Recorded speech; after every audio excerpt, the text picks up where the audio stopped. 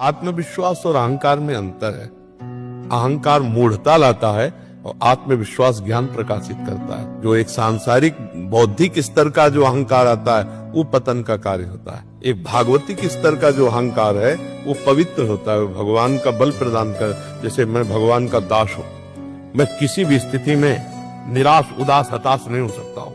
मैं हर कोशिश करूंगा, बाहरी और आंतरिक शत्रु कोई भी मुझे जैसे हमको कभी मन डरवाया ना, अब बच्चे थे गंगा किनारे, यार यहाँ भूत है, यहाँ है, वहीं खड़े हो जाते, वहीं रात रुकते। जैसे हमारे की यार यहाँ हम भूख से हार रहे हैं, नहीं, भोजन मिलने पर भी नहीं खाएंगे।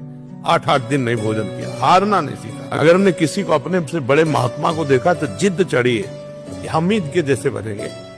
हार जाना थोड़ी कि हम कैसे नहीं, हम परमात्मा के अंश है।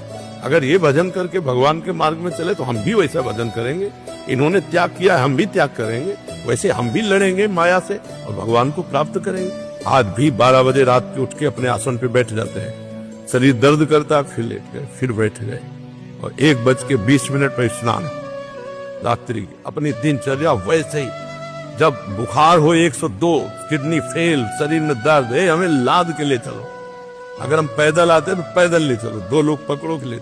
ऐसे हम भगवान के अंश है। अगर इस जन्म में काम पूरा नहीं हुआ ना तो अगला जन्म होगा, तब पूरा करूंगा। अविनाशी हूँ, मुझे थोड़ी कोई मार सकता। उसी से मंगल हो जाएगा। नाम के सिवा कलयुग में कोई साधना सफल नहीं है। हर युग का अपना अपना प्रधान साधन पक्ष था। सतयुग में ध्यान के द्वारा भगवान की प्राप्ति होती थी, त्रेता में यज्ञ के द्वारा, द्वापर में पूजा के द्वारा, कलयुग में नाम के द्वारा। अगर नाम निरंतर जपने का अभ्यास ले लो, सब ठीक हो जाएगा। देखो, हम लाख कोशिश करते लेकिन हमसे पाप कर्म नहीं रुकते। आप सब लोग देखो, लाख कोशिश करते, जानते हो ये पाप नाम दिया है, कर उसको खुद जब नहीं खाना है, मंगल हो जाएगा। नाम के सिवा कलयुग में कोई साधना सफल नहीं है। हर युग का अपना अपना प्रधान साधन पक्ष था। सतयुग में ध्यान के द्वारा भगवान की प्राप्ति होती थी, त्रेता में यज्ञ के द्वारा, द्वापर में पूजा के द्वारा, कलयुग में नाम के द्वारा। अगर नाम निरंतर जपने का अभ्यास ले लो, सब ठीक हो जाएगा। देखो, हम लाख कोशिश करते लेकिन हमसे पाप कर्म नहीं रुकते। आप सब लोग देखो, लाख कोशिश करते, जानते हो ये पाप है, फिर भी कर बैठते हो। नहीं खाना है, नहीं पीना है, नहीं भोगना है, फिर भी कर बना के क्यों? भगवान मेरे पिता है, मेरे स्वामी, मेरे सर्वस्व है, फिर बात पूरी हो जाएगी। और वो पूरी हो अगर ना हो तो ये निश्चित समझो आप अपने लायक बना लो। मेरी सामर्थ्य गलत तो हम है, परम प्रभु को नहीं छोड़ सकते। ये हम बिल्कुल खुल के इस समय हृदय की बात कह रहे। हमारे प्रभु का स्वभाव और प्रभाव जान लो।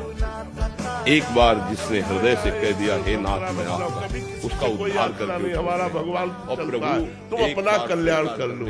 हम जो आपको उपदेश करते हैं, जो आपको सलाह देते हैं, वो केवल आपके मंगल के लिए देते हैं। ये कोई दुकान नहीं कि हम सत्संग बेच रहे हो। यहाँ अध्यात्म बिकता नहीं है, अध्यात्म का दान होता है।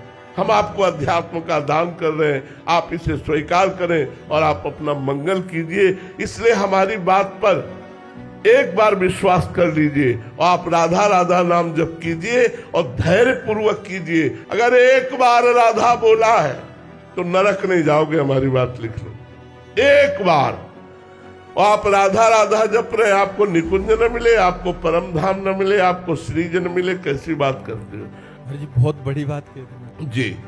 और ये छाती से बात कह रहा हूं, कोई प्रलोभन से नहीं, कोई तुमसे कुछ लेना नहीं है, किसी से कुछ लेना नहीं है। ये जो चर्चा होती है प्रलोभन रहित होती है। ये किसी प्रलोभन से चर्चा नहीं हो रही। हम किसी से कुछ नहीं चाहते, हम केवल ये चाहते हैं कि आपका मंगल हो, आप स्वस्थ रहे और आपको भगवान की प्राप्ति हो, बस। कोई कमी नहीं है। राधा नाम का प्रताप लौकिक और पारलौकिक ये कि जितने जुड़े हैं ये सब निकुंज जाएंगे। वृंदावन में बैठ के कह रहे हैं, जितने जुड़े हैं सब निकुंज जाएंगे। उनके गुण और गुणों को हमारी लाडली जो नहीं देखती, लाडली जो हमारे नहीं देखती।